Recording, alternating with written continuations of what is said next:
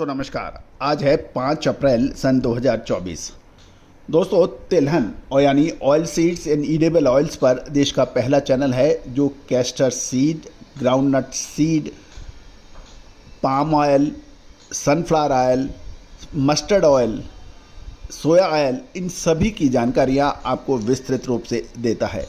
दोस्तों, देश दुनिया का पहला कमोडिटी का संपूर्ण चैनल जो आपको grains, oil seed, pulses, spices, cotton, coal, steel, metal, इन सभी पर एक जगह जानकारियां उपलब्ध कराता है। दोस्तों, खबर निकल के आ रही है कि चालू रबी सीजन में सरसों का रिकॉर्ड तोड़ उत्पादन 120.90 लाख टन होने का अनुमान लगाया है solvent extract association of India ने। गौरतलब है कि solvent extract association of India ने पहले लगभग 123 लाख टन का उत्पादन का अनुमान सरसों का दिया था गुड़गांव स्थित रबी तिलहन सम्मेलन में।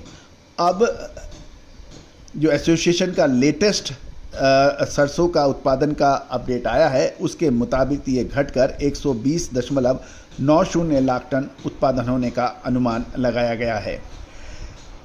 गौरतलब है कि जब तक यहाँ तक सरकारी अनुमान की बात करें तो सरकारी यानी केंद्रीय कृषि मंत्रालय के दूसरे अग्रिम अनुमान जो के अनुसार सरसों का उत्पादन 126.96 लाख टन का है।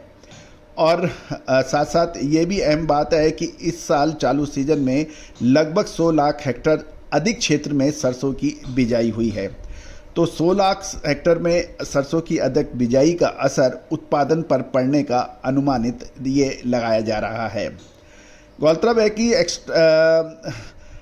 Solvent extract association of India का कहना है कि इस एसोसिएशन के विशेष प्रयासों से उन्नत बीज, अनुकूल मौसम के कारण ही ये उल्लेखनीय वृद्धि संभव हुई है। घरेलू आवश्यकताओं की पूर्ति के लिए देश को खाद्य तेलों के आयात पर ज़्यादा निर्भर रहना पड़ता है और लगभग 65 से 70% खाद्य तेलों का आयात ज़रूरत को पूरा करने के लिए करना पड़ता है।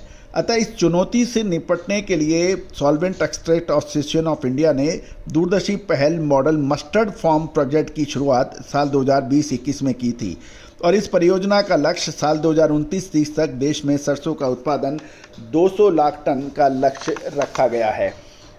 तो दोस्तों, अब तो ये देखना तो ये है कि इस परियोजना का क्या असर होगा, लेकिन साल दर साल सरसों के रकबे में बढ़ोतरी का असर उत्पादन पर देखा जा रहा है। गौरतलब है कि राजस्थान, जो कि देश का सबसे बड़ा सरसों का उत्पादक राज्य माना जाता है, राजस्थान में लगभग 46.13 लाख टन, उत्तर प्रदेश में 20.03 लाख टन और मध्य प्रदेश में 17.59 लाख टन सरसों के उत्पादन का अनुमान लगाया गया है। औसत उत्पादकता यानी प्रोडक्टिविटी 1201 किलोग्राम प्रति हेक्टेयर रहने की संभावना है।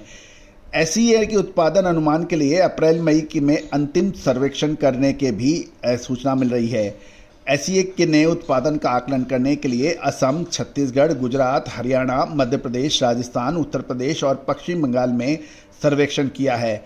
संगठन का यह भी कहना है कि तिलहन में बेहतर कीमत मिलने से रबी सीजन के किसानों ने सरसों की रिकॉर्ड तोड़ बुआई की है और वहीं SEA ने यानी सरसों मॉडल फार्म प्रोजेक्ट के जरिए जो 200 लाख टन का बढ़ाने तक सरसों का उत्पादन बढ़ाने का जो प्रयास किया है, ये सराहनीय माना जाना चाहिए। गौरतलब है कि किसानों के साथ चर्चा भी है और लेकिन महत्वपूर्ण ये है कि किसानों को उनके सरसों के दाम सही मिलें, साथ साथ छोटे मिलर्स को उनके मेहनत का पैसा मिले। तो महत्वपूर्ण यह है कि इस बढ़ोतरी का फ़ायदा सब तक पहुंच पाएगा। अन्यथा आयातित सस्ते इंपोर्टेड एडिबल ऑयल, सरसों, मूंगफली और बाकी तिलहन के ऊपर बड़ी परेशानियों का सबब मिल सकता है। अब देखना तो यह है कि अब जैसे साल 2023 में भी सरसों के भाव मार्च के अंदर जो बढ़े थे उसके बाद लगातार गिरावट हुई थी। इसके बाद दिवाली पर सरसों के दाम तेज हुए, जिसका पूर्व अनुमान हमने आपको अक्टूबर महीने में global buyer sellers meet Mumbai में दिया था, और वो उसके बाद शानदार तेजी सरसों और बाकी खाद्य तेलों में बनी। इसके अतिरिक्त फरवरी महीने में अग्रिम विश्लेषण की मार्च 2024 में खाद्य तेलों में शानदार तेजी बन सकती है, वैसा ही कुछ देखने को भी मिला। मार्च महीना और अब में सभी खाद्य तेलों में शानदार तेजी बनी।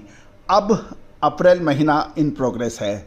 मई महीना महत्वपूर्ण साबित हो सकता है खाद्य तेलों के लिए। विशेष रिसर्च रिपोर्ट के लिए संपर्क करें, बिल्कुल ना मिस करें, क्योंकि सही समय पर निकलना और एंट्री यही व्यापार की फितरत होती है। All the very best, good luck.